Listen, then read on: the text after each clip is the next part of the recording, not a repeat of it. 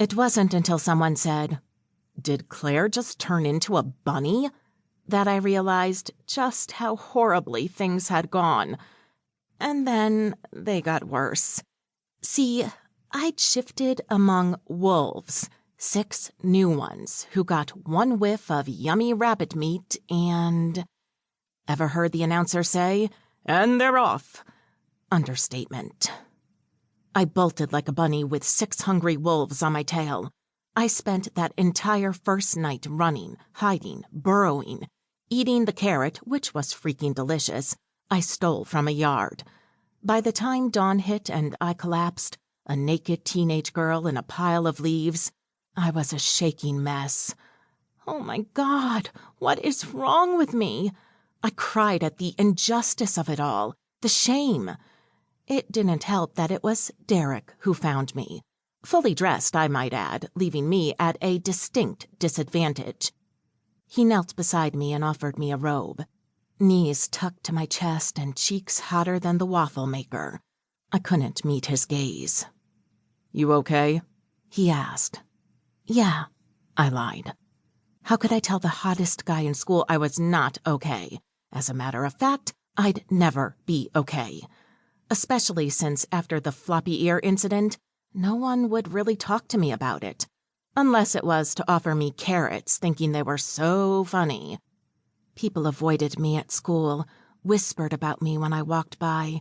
My friends ditched me. No one wanted to be seen with the freak. The pack doctor I went to see had no answer as to why I wasn't a wolf. No one could explain why I was transformed into a never-before-seen rabbit. As for my parents, to my face they were supportive, loving, but it was a sham. They fought behind closed doors. With my big ears, I heard every word. My father booming, "Is she even mine?" My mother yelling back, "Of course she is. This is probably your fault. Your grandfather never did say who birthed your dad." And on it went. To my face, I got platitudes. "Don't worry, honey, these things happen." No, they didn't. I was a freak. An oddity. Prey among predators. The next full moon, I wanted to hide away from everyone, too embarrassed to be seen. But my dad insisted I try again. "Maybe it was just a fluke. Try thinking carnivorous thoughts when the moon hits you."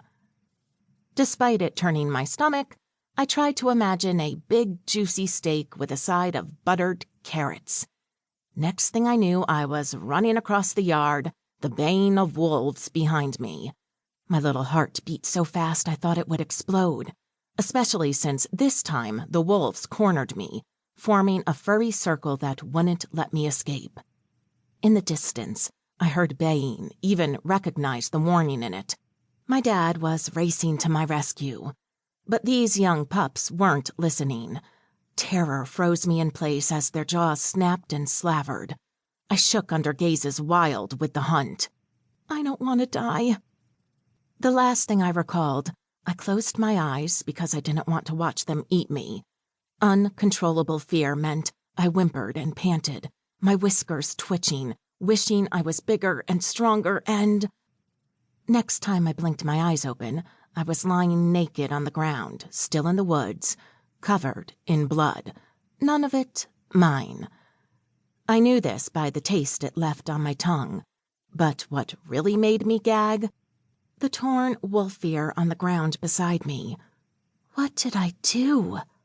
My stomach heaved and I retched, eyes closed as my body expelled things I preferred not to see.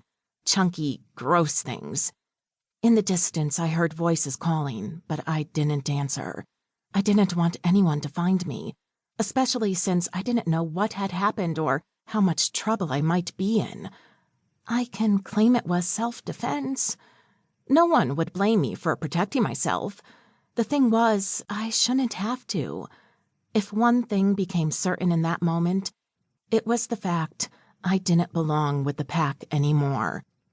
At 16, with not even any clothes on my back, I ran away from home.